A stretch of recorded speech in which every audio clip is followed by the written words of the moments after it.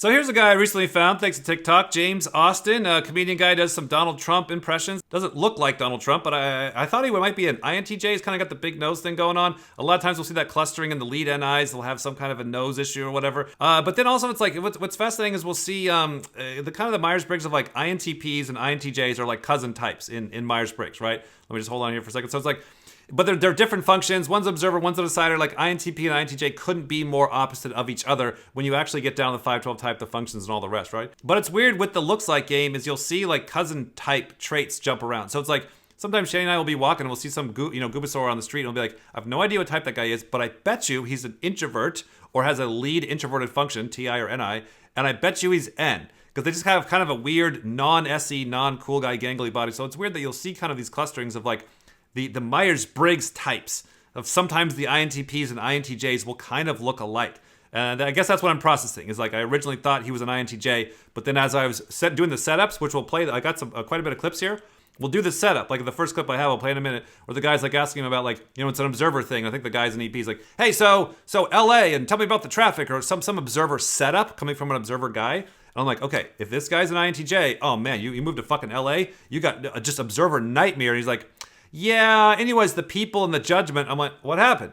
Where's my INTJ, right? And what's interesting about him is he grew up in the church, And what's really great is that he's kind of processed coming through that. I know a lot of people go through that of like, whether you're changing religions or losing faith in God or just basically growing up, where you're like, all right, I've been raised in some family, and now I'm going out on my own. And that's going to include how you do dishes, how you do your laundry, how you make your money, how you do your room, how your religion is, how you have your family. Like every single aspect of your life has got to be pulled up and you got to fight over with your family. So if you have a difference in religion or politics, which chances are you will, like I swear to God, you most likely are not born in the household where the religious worldviews and everything else was just dead on to reality.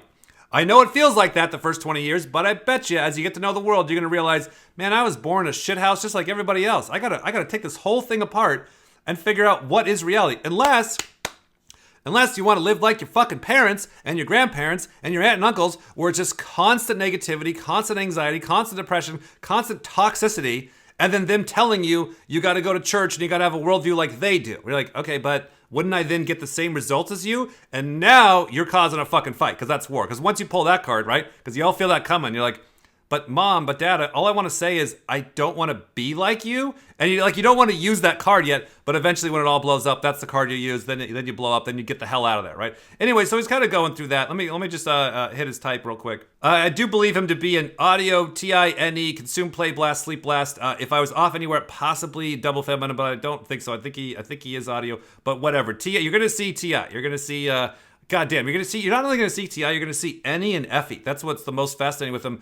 And this is what we see is even if you have FE at the bottom or TE at the bottom or SE at the bottom, you're still in the camp of whatever your double extroverted pals are, right? So I love watching the SEFEs, how good they are at sales, especially if those two are saviors. But then if you have SEFE even as demons, you can still do it a lot of times better than somebody that doesn't even have those functions. What I'm saying is like a function at the bottom is still more useful than not having that function at all. So let me get started with the first clip. Got a few of these to go through. Here's going to be the observer pitch. Take a look at this slide here. I believe this guy to be an EP. And if this guy's an observer, we should be talking about fucking traffic. Do you feel oppressed when you're out there and then free when you get back to Nashville? Oppressed and free? Quite the opposite. You know what I like about Los Angeles is the freedom to be a freak. Like if I want to walk down a street in Los Angeles and record myself as Donald Trump screaming about like Taika Waititi, I can. And there's always somebody freakier and weirder doing something much louder and stranger nearby to distract anybody normal who would think that's weird. But we were just in Tennessee for a couple months with our families, and the stares that I get for doing anything out of the norm is so in these places that are like very libertarian and Republican and individualistic. You absolutely must conform to a normal way of living and dressing. They talk a really big game about individualism, but if you do something cool and fun and unique, man, that is hated and quashed by the social infrastructure as quickly as possible. And she's on her fucking phone. Did you see that? You moved to LA and you're not ranting about traffic? You're talking about judgment? Like how the hell? Like it's LA. Like everybody's doing their thing down there. Like, LA is the most welcoming. I lived there for 10 years. Like, there's no tribe problems in LA. Everybody's everything. Even the gangsters are cool. Like, I can tell you stories for fucking days of the job I had where I had to go and, like, I went in you open up a map, or they don't have the Thomas Guide maps anymore. That's what I had. You open up a map in LA and point anywhere, and I've been there. I've been there several times, been all over LA, San Bernardino, Pasadena, the whole area for many, many years, right? But it's like the people there are some of the greatest people. Now, you got to be careful here, this or that, but it's like, I didn't have any people problems. I can't even process how I did not have people problems living in LA for 10 years. Oh my God, if I can rant about thing problems in LA. That's why I got the hell out of there. And how you're like, you could be in the same city and didn't even see it. It's very strange. Like, even Brad Stein performs a lot at these Promise Keepers conventions. If you're familiar, this is hotter in the 90s. But Promise Keepers is kind of a big group of dads who get together and promise not to masturbate. And he would perform at these men's empowerment conventions, and even that masculinity movement has really shifted to see how all of that has incorporated bodybuilding and QAnon and like conspiracy theories, and all of those like fringe things are coming together when they used to seriously just be these conventions of guys getting together and being like, your wedding ring means a promise. It means that you love your wife. Like, they were just affirming general normative good stuff. And now it's this like anti-gay sort of like militant thing. I really do not recognize a lot of the Christian subcultures that I came up in.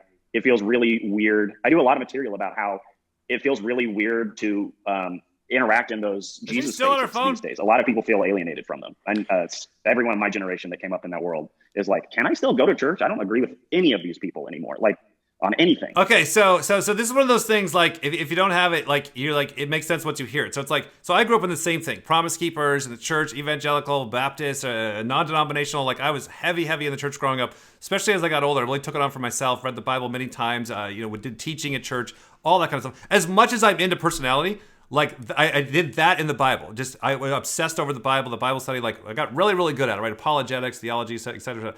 So it's like I know what he's talking about. I've lived it. I've gone to all the camps. I've had all the church highs. It's been fucking great. One of the best times of my life is in church and stuff. And so when he points that out, he's like, yeah, I don't even recognize my own church anymore. Like, what happened with Promise Keepers and stuff like that? It's now evolved into this kind of right-wing kind of stuff. And I'm like, wait, hold on, stop.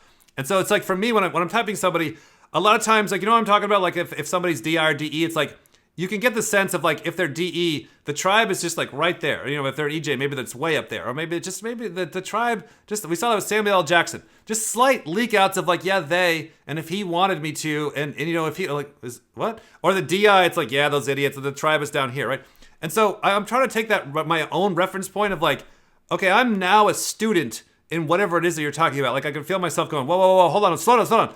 Say that again. Wait, I know that, but wait, I haven't thought that through. So it's like you're watching the NEFE functions go, all right, so here's what's been happening. Here's what they did. Here's what's evolved. Here's where now it's gone on all the different cultures. And for me, I'm like, oh, yeah, I can see that. I can see it if you walk me through it, but it's not like I'm actually like processing that myself. You know what I'm saying? In terms of like people who grew up in that like evangelical, are you evangelical?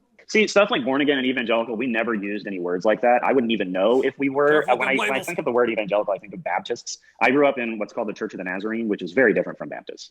There are so many theological things to parse and separate yourself from other churches when you're in Christianity, in deep with it. And so, I never, let me put it this way. I never felt like I belonged to the world of the like overly made up and Botoxed people hawking magic water on TV. That never felt like our world ever. You can, once you get into it, you know what I mean? It's like rock and roll. Emo is very different from alt country. And basically they're the same thing, 4 instruments and a drum set or whatever. But it gets very, very different when you're actually in that world. It's the best way I can sum it up. Best way I can sum it up, right? Because he's got the end. Goddamn, so it's such a good way to put it. Like, I forget that, like, people don't realize that if you haven't grown up in the church, you don't realize that, like the Baptist versus the Lutheran, like, there's so much different kind of in-house division. They'll kind of be the blanket of Christianity where they're like, oh yeah, everybody inside of this doctrine, if you believe in the Trinity and salvation through faith, then you're in this kind of camp. But if you deny the Trinity or deny who Jesus is God or whatever, like, then you're kind of outside of our group. And then that whole group is just massive. I'm kind of looking at I'm like TESE explaining it. But the fact that he can kind of like sum that up, give a quick analogy, a quick understanding, and look how fast he can kind of flow through it. It just seems very obvious to him, which is fascinating. Even though his FE is a demon, he's still just kind of flowing right through it. This next clip is kind of useful because it's like we all get to the point to where we have that conflict with our family, whether it's with religion or whatever the hell it is. You're going to have that conflict with the family. And I remember when I lived down in LA, I was doing personal training as well. I remember a lady that at the time I was going through this. I was like maybe 25, and I was going through kind of like breaking away from my family and, and their church beliefs and all that kind of stuff, trying to figure out, how do I get more aligned with reality so I don't have so much goddamn suffering in my life like fucking they do. And they're just kind of like unconscious about it. Like, no, it's fine. Just live under a hole. It's fine. Don't do any waves. It'll be fine. I'm like, no, it's not going to be fine. Like, I want to be able to find actual real reality and kind of align with it. So I was going through all that process, right? But I remember a lady that I had, and she was an older lady. And so I was doing personal training with her, and she could really kind of see that I was going through, as a kid, I'm processing all this kind of pain and stuff. And she could see it in me. And what she told me, she's like, hey, you got to be the bigger one in this relationship. You're the one going through this breakout, not them. You're surpassing your parents in this area that you're trying to seek for truth and harmony and alignment with reality. They're not. So you have to be the bigger person. And that shifted my mindset so much because like I was the kid like complaining at my parents and attacking them and saying they're wrong and they raised me wrong and that's not aligned with reality. And I just had a lot of pain and a lot of hurt and a lot of blame and a lot of stuckness towards my parents. I remember this lady saying this, sitting on one of those fucking bouncy balls when she told me this. And I remember that stuck with me forever. I'm like, oh, right, this is kind of a DI thing of like, okay, I'm allowed to take charge of my own life and kind of move my parents down and to the side, which eventually I did. And now, many years later, I see my parents as like friends that are like to the side and lower. So they don't have any power over me anymore. There's nothing they can say or do, good or bad, that's going to influence me in any way, shape, or form because I've been able to build my own thing. But it was from that breakthrough with the lady that she kind of got my mind to even think about that. There were some blow-ups between me and family members, but a lot of that I'm going to actually say is on me. I mean, I was filled with left-wing anger when I saw Trump, especially coming from that Christian world, seeing someone so uncharitable, unscrupulous, somebody didn't represent a single Christian value sort of taking over my church. It ultimately underlined the fact that it wasn't my church anymore. Like it just ended up reaffirming my decisions to leave and leave it to them. So it was a good thing. I mean, overall, I think it will turn out to have been a good thing. Nobody likes to throw up, but your body wants to vomit for a reason. I think this was 4 years of vomiting. And just talking about the fights that you'll have, at Christmas time or whatever, and all the energy getting out. And then he's just saying too that like it just went back to normal. It's not like anybody actually ever changes. That's another thing. It's like that's like a novice thing. I forget that people still struggle with that. It's like, oh yeah, you're never going to change your family members. You're never going to win an argument. You're never going to change fucking anybody. That's the biggest thing I've seen with this code is like, oh, this is Calvinism. This is predestination. Like you ain't changing shit. Nobody's changing nothing. Go to the end of the movie. Go to when you're 70 or watch people when they're 70 and then go watch the footage when they're younger. Nothing changed. Now you can grow. You can develop. 1 out of a million people will go on some kind of a hero's journey, but it's still like a kind of breaking of a stronger character of who they always are. Go back and watch my old RC videos. Like I'm still the same jackass I was when I was fucking 25. Like nobody really actually changes. You know what I mean? Like they're just going to develop and grow more of what they already are. So what are you? Well, largely it's the factors of like, what are you genetically? Your 512 type, your social type, but that's stuff that's like hardened in. Okay, you're OE, time to be OI. Like, okay, I'll do that 20 minutes a day. Fuck you, right? And so it's like you can't you can't make a short person tall. You can't change their hair color. You can't change their skin color. You can't change their genetic type. There's so much you can't do, but it's like, but it doesn't mean you can't grow. It doesn't mean you can't develop. Doesn't mean you can't be a better person of yourself. But that's not what I'm saying. Where we end up fighting people like our parents and very, very hard relationships, it's not coming down to like, hey, I think you could grow here. What really, when you have these consistent, never-ending fights, is you're dealing with something that in the end, people throw up, and as he says in the rest of the clip, they never change anyways. And so kind of like being able to recognize, all right, am I walking into one of those situations where I'm just hitting something that will never change, that I could spend 10 years or more fighting with this person, and it's still going to end up in a blow-up, and then we're still going to go our separate ways? You don't want to give up on somebody, but you also don't want to keep hammering somebody when the changes are so fundamental, it's never going to change. I don't care about changing anybody's minds about Trump. I only care about releasing the valve.